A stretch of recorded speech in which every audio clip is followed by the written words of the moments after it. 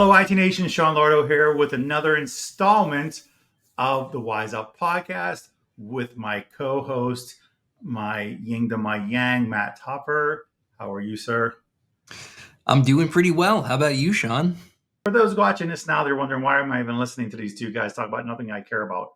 Fact is, this podcast is really about having good conversations with good people in the industry and outside of the industry about what they've done, trials, tribulations, how they became successful, so you can take away maybe business and between professional and personal takeaways for you to excel in life and achieve things you want to achieve. And also, at the same token, getting to know some of the people in the space that we work in, so that way when you see them at a conference, you can say hi and know them a little bit. They won't know who you are, but you'll know who they are. Correct. And you can introduce yourself. Like, I appreciate that podcast you did with Matt and Sean. It was amazing. Because of you, I did this. Yes. Perfect. So the whole goal again also is to make sure that nobody's ever pitching anything either, because that's not what we're here to do. This is really about people learning. So with that said, why don't we get us to stop talking and let's bring on our guest, because he has more important things to say than we do, I feel like. Most likely. That's what I was waiting for. Would you like to introduce our guest today, Matt?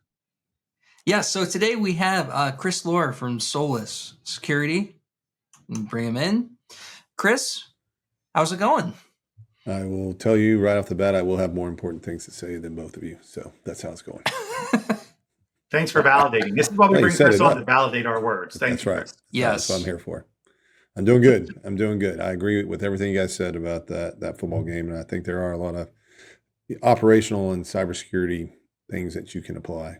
We might weave those in today's conversation. Absolutely. I think it's, so for me, this is nice because I have two cybersecurity guys on the call that can talk about everything. Matt probably loves this more than even I can imagine. But I think contextually speaking, because Matt and I've had this conversation 1,000 times, cybersecurity is very vague and ambiguous. What vendors do, how people should approach it, what makes somebody an MSSP even, right? And I think we Let's not go there. I recently saw a company that said, we'll make you an MSSP in 24 hours. I'm not sure how that happens. Last time I checked, there's some certifications and stuff, but who cares about those now? 24 hours. You insert a space and add an S. And that's all you got to do. Yeah. Well, like Superman has an S for, it means hope. I don't know how that makes sense, but whatever. So with that said though, Chris, if you mind giving, give some background on you. Where are you located? Yeah, I'm located. So I reside in San Antonio.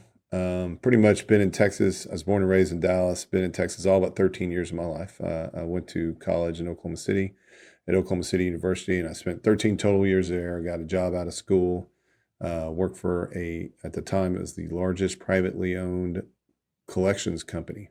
And that sounds boring. No, they spent a lot of money on technology and they spent a lot of money on people. And that was my kind of first job out of college. But man, I tell you what, I got exposed to so many things, so many different technologies, servers, network switching. I mean, you name it, I was there and, working. It's one of those things you're working, 80 plus hour weeks, you're just having a blast doing it. You're just soaking it all in. And so, yeah, but I'm in San Antonio now. I've been here about 20 years. Moved down here as part of an acquisition of a bank that I work for based in Oklahoma City. So the bank that did the acquiring was based in Laredo, not moving to Laredo, but all their operations were in San Antonio. And so I moved down to San Antonio. I got branded the Oklahoma guy, and I'm like, I'm 5th generation Texan. And then they say, well, you're a North Texan. I'm like, that doesn't make any sense. So, but here I am today. So, but I've been, I love it. You're considered an Oklahoman? Homie? How do you call that? What do you say? Well, what's it now? I mean, I spent 13 years in Oklahoma, but I don't think that qualifies me as an Oklahoman. The only person I can qualify as an Oklahoma is I have 5 kids, and my oldest was the only one born in Oklahoma City. So you have 5 kids? I have 5 kids from 20 down, 20, 17, 14, and then twin girls that are 12. It's crazy. Yeah. So wow. It's hard. It's harder than cybersecurity. I'll tell you that.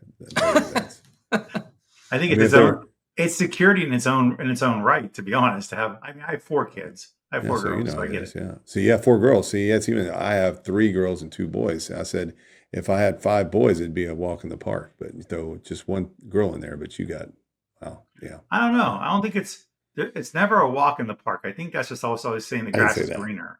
Yeah, I didn't say it would be a walk in the park, but I say the drama is shorter lived with dudes than girls. That's all I'm gonna say. And might upset some women out there, but I think the ones that are nodding their heads know I'm Well, telling I the think the truth. drama changes. It goes from being argument to destructive instead, because boys will just run through walls. And then Girls they're will make sure done. they take care of it, but they'll be mad too about it. So it doesn't matter. So take That's your exactly pick. right. It's just pick your I know. poison. I agree. I agree.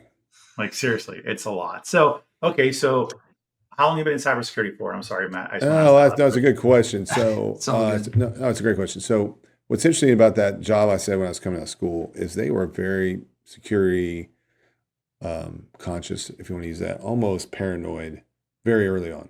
So that company, the owner of that company, who passed away a few years ago, but he was incredibly concerned about people stealing intellectual property, stealing how he was doing things and that type of thing. So security was like super paramount. So even though there wasn't anybody dedicated to security, as being in IT, it was part of your job. I mean, they'd hire people to come do bug sweeps of the offices and that type of stuff. We had our own security team that would walk people out when they were terminated. No question. I mean, no one was treated any differently when it came to that type of stuff.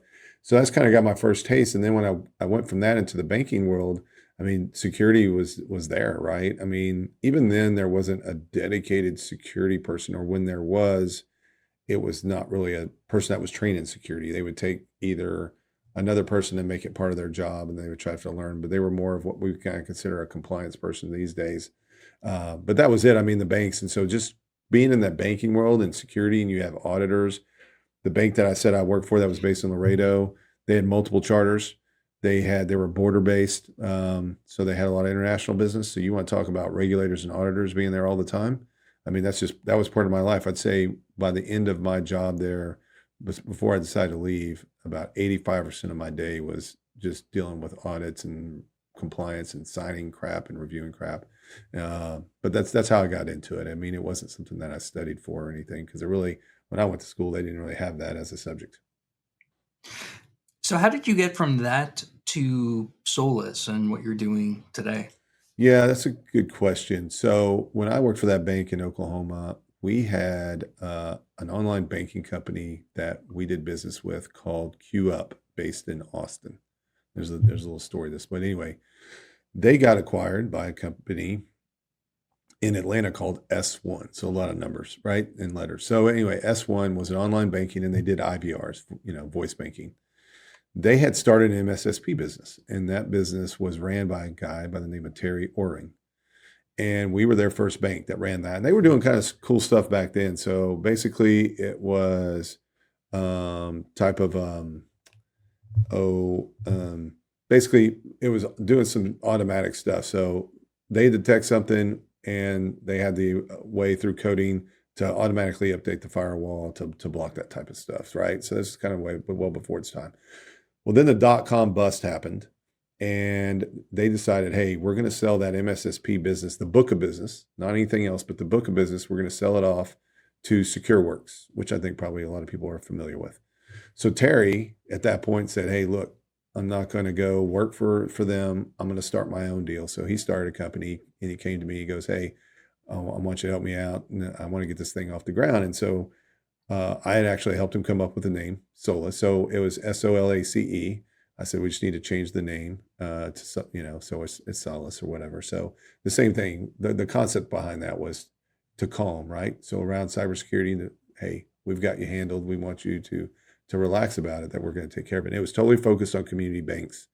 And so obviously the bank I worked for, we were the first client. They got acquired. That bank, we were able to convince that bank to continue with that. And so Solis, and that was a big client. And fast forward, roughly about 10 years later, I went over at USAA, which is an insurance company, super, super security conscious. I mean, ridiculous, like security conscious in a very positive way. But and then I came over to Solis to kind of take over that. So I'm on my 11th year now. And then through Evolve, getting in, originally HGT Evolve, I was at an Evolve peer group meeting, and that's kind of where the incident response side started. So that's how I kind of arrived at Solis, and that's how we got here where we are today. So you were an MSP before? We were. So we were an MSP. So we started out only security. And then our clients kept saying, hey, you keep telling us our IT sucks. Why don't you do IT?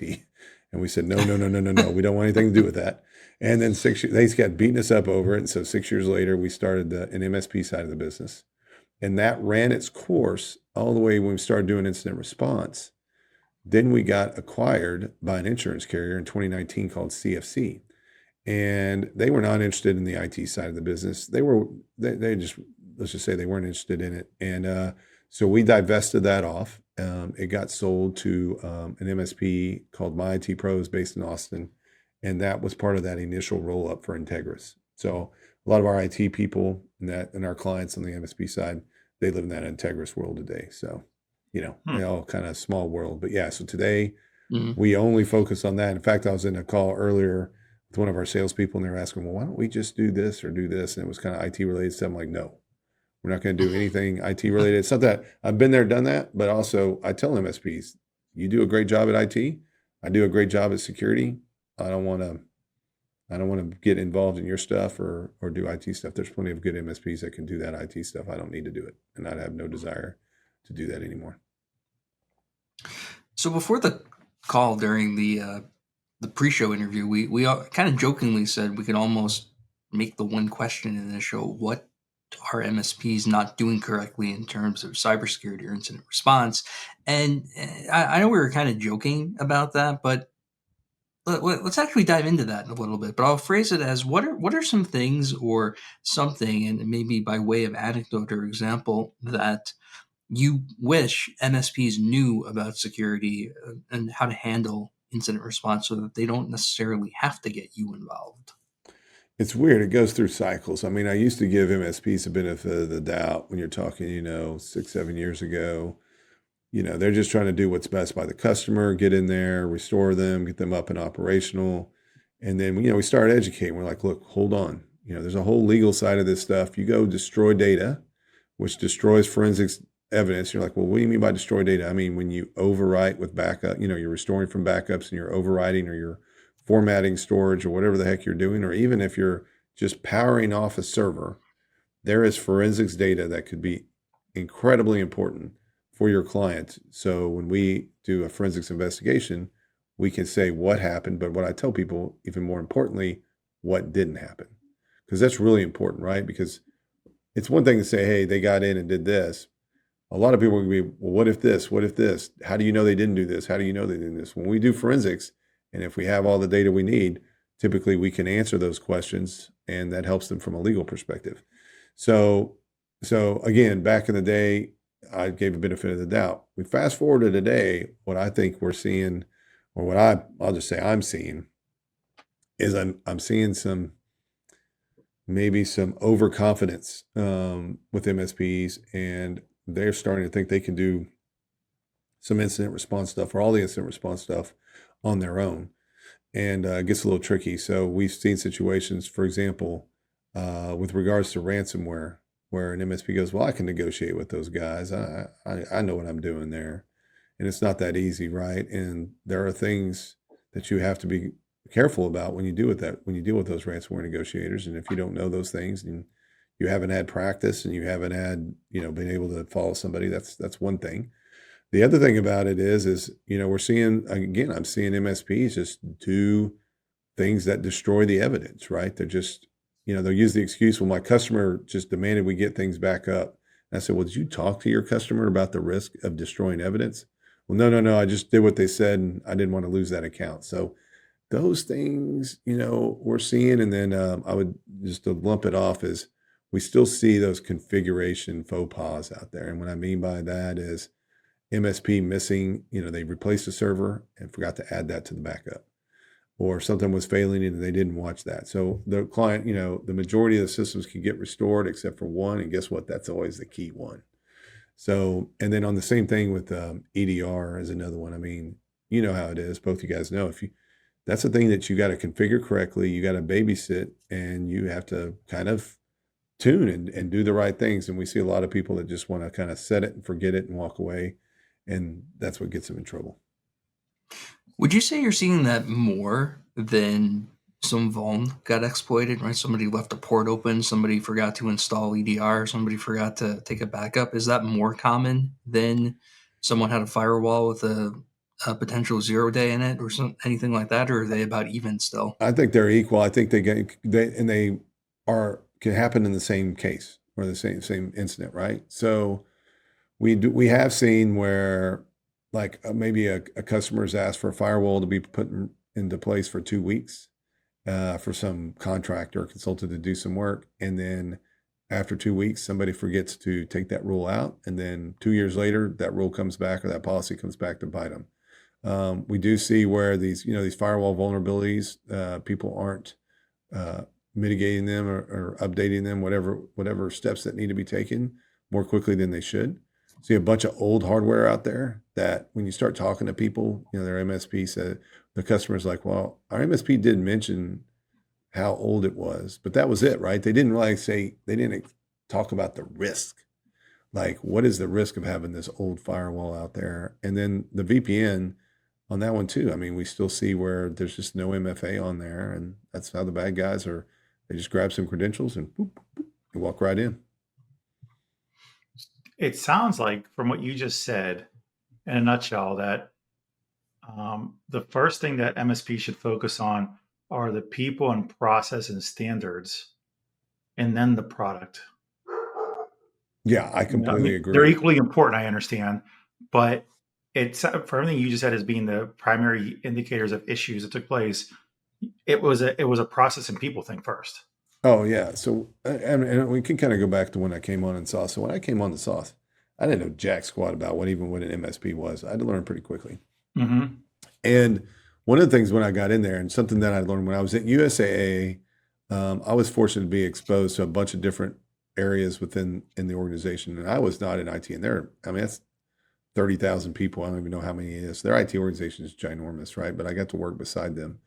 But I got to see a lot of what was going on the project side and how they develop things. And one of the things that I knew the term, but I didn't really understand what it meant until I actually saw it in practice, was pair programming, where you have somebody coding and the other person reviewing the code, and then they might swap roles or whatever. So when I came to Solis and I saw how things were being done, I'm like, well, if you're doing this implementation, who's checking the work that you're doing? And that was not a concept.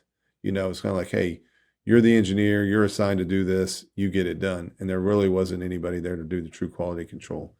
And so that's something that, they go, well, that makes a lot of sense to do. And so, to your point, Sean, I mean, we still see that I think that there's just mistakes being made, and it's just a quality control issue. So back to the people and process thing. And I think people are just not willing to put the effort in, or, just build that into your deal. When we do forensics, there's always a peer review of the forensics report before it's provided to the victim or whatever, right? And so that's because you want it to be right. So I think the same thing goes with the process side, right? You wanted to make sure things done right and have somebody have a second set of eyes on it. So Chris, you mentioned before some things you see with people destroying evidence accidentally, or there not being data because of these steps that they took to restore something. I think I'll kind of intuitively get that. Can you explain to the viewers, listeners, what does that put you in, like positionally, business-wise, from doing that? What are the real outcomes if you do destroy evidence? Like why is that such a bad thing for them? Yeah, it is. And so in today's world, number one, let's not paint the picture any differently. The US, we love our legal system, right? And people love to sue here. And there are plenty of opportunistic attorneys out there that are wanting to sue on your behalf to get a piece of that pie. And so the number one thing is if you are compromised, and if you have to turn and there's some data that impacts individuals, therefore you have to turn around and notify people that their information was impacted. It doesn't matter if that's the same information that's been hacked 20 times in the past 5 years. It doesn't matter if you're a small company, it's a small population of people impacted. It doesn't matter if they just all live in your state or different states. there's a high likelihood of there's going to be some lawsuit on that. And so you want to make sure. So a lot of times we're like, I say a lot of times, but often we get cases where somebody says, "Hey, look, I don't want to go through all this legal stuff. I don't want to go through this forensic stuff. Why don't we just notify everybody that their information was impacted?" And we're like, but if you do a forensics, we can probably narrow that population down and squeeze that down to a much smaller population where if you get sued, it's going to be on behalf of a lot less people. And so that's just one example. But I think in the end, it's the legal side of things is the painful part. I mean, yeah, when we're involved in incident response and doing some type of restoration, that's kind of crazy and chaotic for a couple of weeks. I get it. But that lawsuit stuff takes forever, and it can stick around forever and do all that kind of stuff. And so you want to make sure that if you can do forensics, that we can paint that picture incredibly as specific as we can. So then when you go to court, you say, this is what happened. This is not what happened. These are the controls we definitely had in place. Here's our proof and all that type of stuff. So it's going to be, and then if you're regulated, that helps you from a regulatory perspective as well, because those people are going to have all sorts of different questions for you depending on what regulatory body you're on. So again, being able to have that forensics data and to be able to say confidently, this is what happened, this wouldn't happen, just is going to make your life much easier going forward. So again, not to be the simpleton on the call, which I'm good with, but it sounds like incident response process, procedures, and people are important again. It is, and just knowing what those are and practicing them, right? It doesn't mean, so many times people don't do things until they have to, and incident response is that, right? I mean, we see people have plans, but they're very technical plans, and they don't have any of the business side. Or we see plans that are incredibly detailed, but they've never actually gone through it to go, oh my God, this is way too much detail. There's no way we can pull this off. Or they don't put the human side, when you talk about the people side, they don't take that to account. So they're like, yeah, we got this one person. We got Matt Topper. He's the person that's going to do all this technical work. But we get an incident, Matt Topper, he just flakes out, can't handle the pressure, and runs off and cries to mommy. And so those are the things that people don't take into account on this type of stuff. You know Matt well. I do. I mean, that's why I use him as an example. I mean, I wasn't going to create some fictitious character when I had the real thing right here on the call. So, yeah. Oh, this is so nice to hear. Yeah. So keep going, Chris. Keep going. Keep going. Yeah. Keep piling on. Yeah. So no joke though. Like we did joke around in my previous company that if we had a significant incident, like part of the IR plan, we had people who said their response was, "I'm going to call Matt," and like that's not a good IR plan, right? I may be gone, I may be on vacation, and it shouldn't be. It needs to be written down and practiced somewhere so that when I'm not around, it still works. Right? Well, yeah, and in your prior life, you had multiple Matts, so that was even more confusing for people. And, so just yell for somebody named Matt. That was exactly. The IR plan. But yeah, I mean the IR plan and the practicing and the testing. I mean, you guys know it. Being at ConnectWise, a lot of people. I mean, ConnectWise goes through a lot of change. There's organizational change. There's restructuring. There's new things you adopt. There's acquisitions, right? I mean, the IR plan needs to shift for those things. It needs to change. It needs to be tested, right? And so in the banking world, we didn't get away with that stuff, especially at our size. We had to test. We had to demonstrate we had to test. The board had to review the results of the test and all that type of stuff. We get a pass because we're not in a regulated industry, and most of our clients aren't in the MSP world. But it's so important. It's too important. And I think when you have a technical person running the show, they're going to ignore all that business side. And I tell people the technical stuff's probably 20% of it. The business communications, legal side, that's 80% of it. So you need to make sure that's on. So it's a well-defined plan. It's a well-defined plan that can be executed. Yes. So that's the other thing is we see well-defined plans, but they execute. And it's simple. It's got to be simple. Yeah. And you can't plan, you can't write for all these different scenarios, and you can't detail everything out that a third party is going to do. Meaning like, hey, these are the things, these are your responsibilities. These are the areas that an IR firm is going to do. When that's your plan. The IR firm is going to do, and the IR firm is going to tell you these things to do. You don't need to dictate those because the IR firm their things are going to change depending on the situation and all sorts of other factors. So you're going to waste so much time trying to detail out in a plan. And we get that. We get people that are great, like let's say technical writers or whatever, and they want every foreseeable path to be closed off in their plan. And that's just a waste of time, and it's just not practical. So you mentioned IR firm. So if I came up to you at an event, and feel like I see you once a You month do that often. these days, Yes. right? Let's say someone came up to you and said, Chris, how do I know how far I can go as an MSP? At what point do I have to bring in an IR firm versus me being able to do it myself? Like, where's the line? It's a great question. And I will say that there's some really large MSPs out there that they don't mess around. They're like, look, we're not even going to dip our toe in that water. We're going to bring an expert in and at least tell us, hey, is this something that we need to dig into deeper? Is this a nothing burger or whatever the case may be? And it seems as you get down to small, because they know the impact. Like if they make a misstep, the legal impact of them could be pretty high. I mean, and so then when you get down these smaller MSPs that are looking for just ways to maybe increase revenue or whatever, I think they just see those as opportunities, or they say, well, maybe I've heard about this enough from Chris Loehr or whatever. I think I can do this stuff on our own, or I got smart people that can do this. And so it's kind of all over the place. I mean, we see people that do a decent job of kind of just going deep enough and saying, look, this is something you need to they tell your client, you need to call insurance on or whatever, or we'll call insurance for you and do that. That's fine. But we see other people that just, we've seen situations where MSPs have just recovered and not thought about any of that stuff. And then their clients have no idea. Like they're not keeping their clients informed of what's really going on, what the risk of recovering versus waiting and bringing an IR firm in.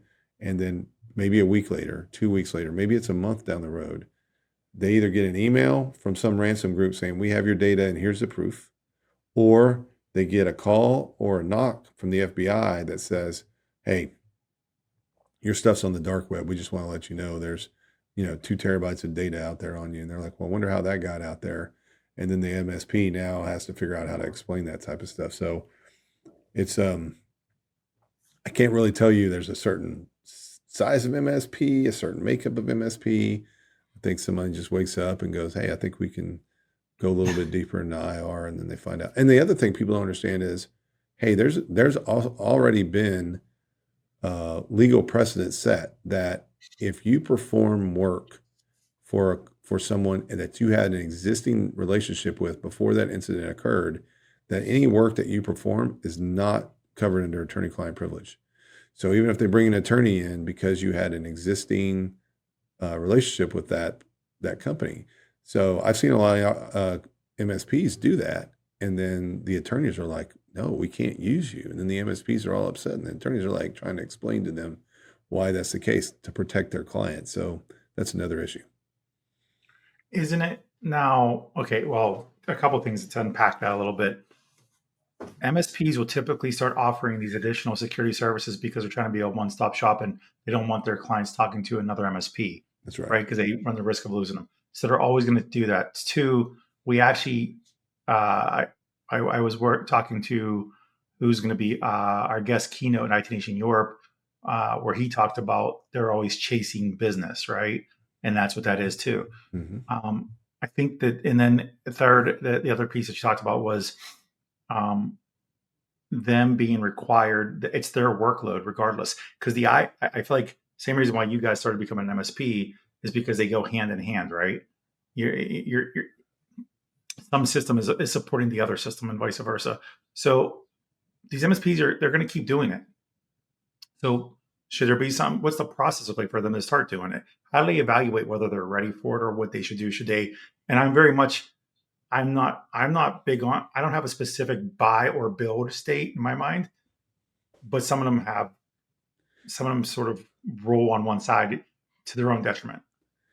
Yeah, I get it. So when we, and not IR firms operate the same, right? We, for example, we don't send people on site. So we do depend heavily on the MSP.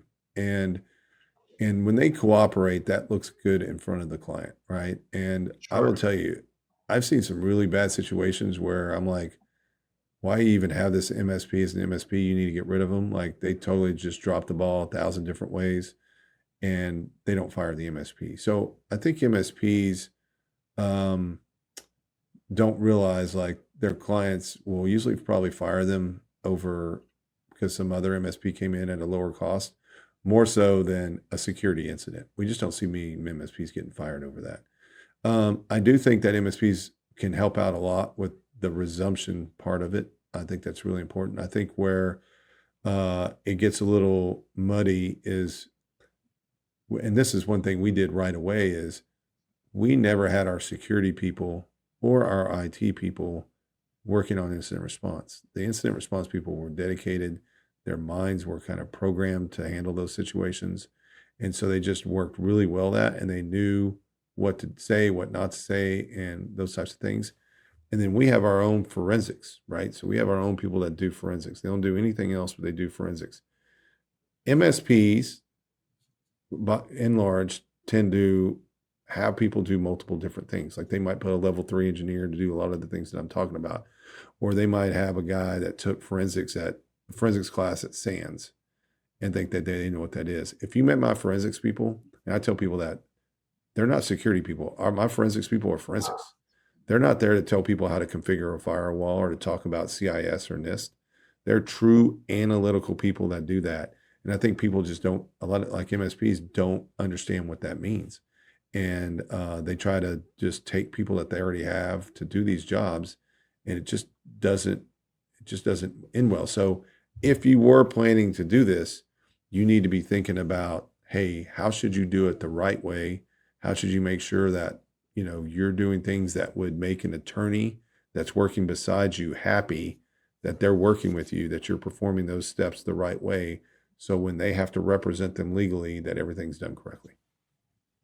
It's such a good point. I mean, even if you do have some sysadmin tech who happens to know what to do and how to do it, their credentials might not stand up when it comes to testifying in court, right? They're going to get shredded anyway. Like it's equally about being credentialed and seen as a credible expert as it is getting the right result.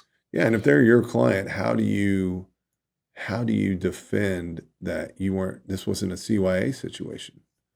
And that's my whole thing is like, it's a conflict of interest. And again, we're going to use you because you know everything about the client, where you have the relationship. We're going to use you.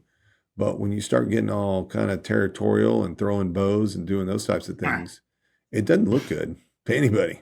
And that does happen. Territorial, that's okay. That's a whole separate episode of territorial, because we could take this into co-managed IT conversations. That's right. Or a large divisional disparate companies. Yes. Yeah. I mean, that's so it, but everything still boils back to another thing that you had mentioned is, I did this because that's what the customer told me to do. That happens internally and externally, right? Mm-hmm. Oh yeah. So, you're exactly right. Yes. Yeah, it absolutely does, right? The CEO said we're going to do it this way, so we're going to do it, even though it's stupid. It's a bad time for it, right? So it comes back to a well-documented process, procedures, and people knowing what their job is. Yeah, and articulating the risk, right? So if the CEO is saying it, you just need to say, okay, I get it, but here are the risks. I just want to let you know, I've told you those risks.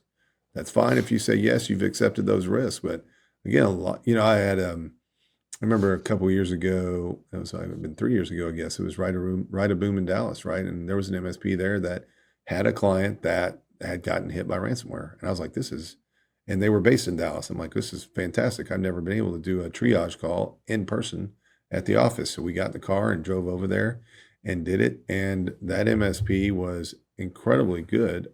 And it was well documented that they articulated to this client things in terms of risk, MFA, and here's the risk of not doing it, and then the client accepting the risk. So when it came down to it, and I was in that room, and that owner was supposed to go on vacation that day, go on some guy's trip, he had to come in, and that was the first question he asked the owner of the MSP. Well, why didn't we do this? Why didn't we do that? And the MSP, he's a good friend of mine. He's retired now. He exited, But he looked at him, he goes, whatever his name was, I have it all here.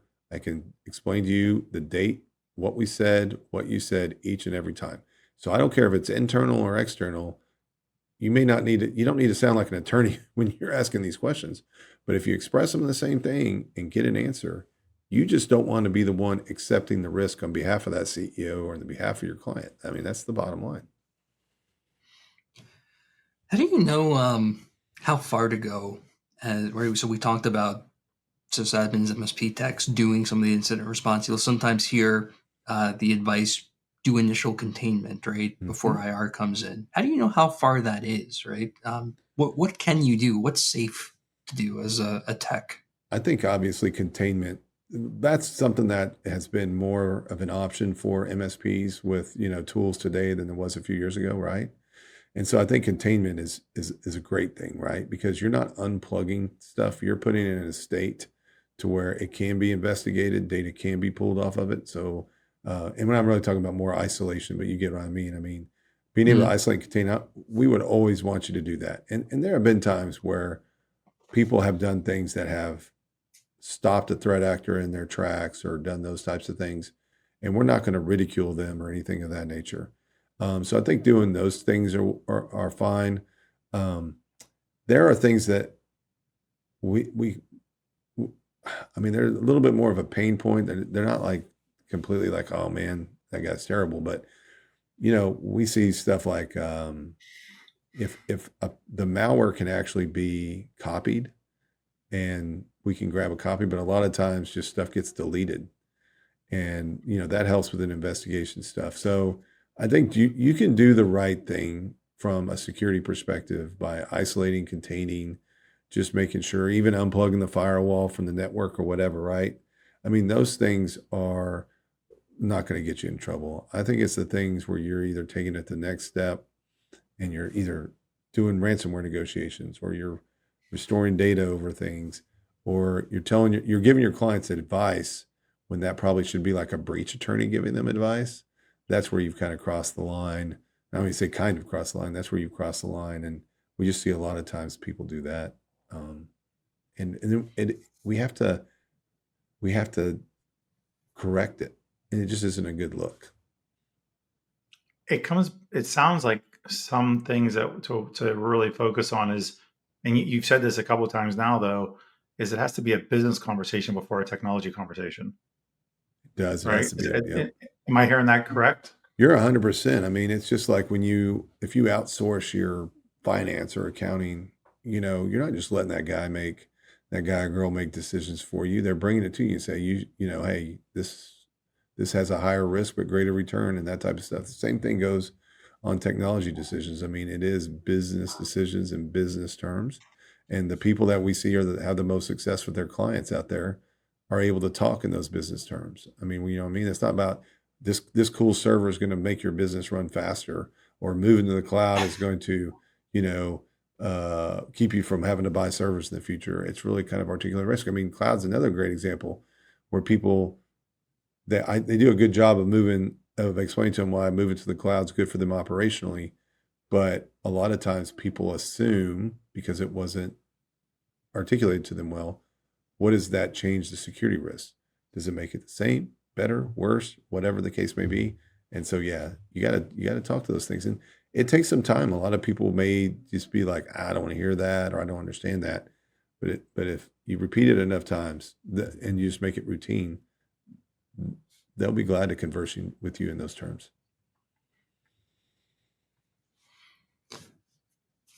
All right. So, Sean, do you have any more questions? We're almost at the top of the hour. We can wrap up in a second. Honestly, we could dig into so much stuff, and it's so like it's like Pandora's box, man, and it's such a good topic because as all these vendors and manufacturers fight for the position of cybersecurity vendor of everything, and actually trying to find where they really belong and what to replace that, along with MSPs trying to say we are everything, we're the Amazon of tech. It's such a. I wish we could talk more about it, but if we did, we would never be off of this, and we'd have to turn this into a series of just Chris, Matt, and Sean hanging out. And that's don't think anybody really wants to see that much of all of us together. No one does. So well, Chris, no. we always wrap the show with one specific question, so we'll ask you that, and that is, if you could give the audience, the viewers, the listeners, one habit that they should start or stop, and usually it's to better their business, but in this case, it might be bettering their business through increasing their security and resilience, what would that be? What should they do or stop doing? I think one of the keys is, and this may be like a half and half answer. I mean, number one is they need to eat their own dog food. So I've seen so many MSPs tell their clients they need all this stuff, and then I'm like, do you do all that? And they're like, well, no. And I'm like, why aren't you telling your clients to do it if you don't do the same thing, right? I mean, I had an issue on our side. We have a lot of guys on our team, and I'll just say they want to use Macs. I get it. I'm an Apple guy. My first computer I ever bought was a Centra 610 back in the day. I get it. But the majority of our clients are running on Windows machines. The majority of the tools we're doing are Windows machines, right?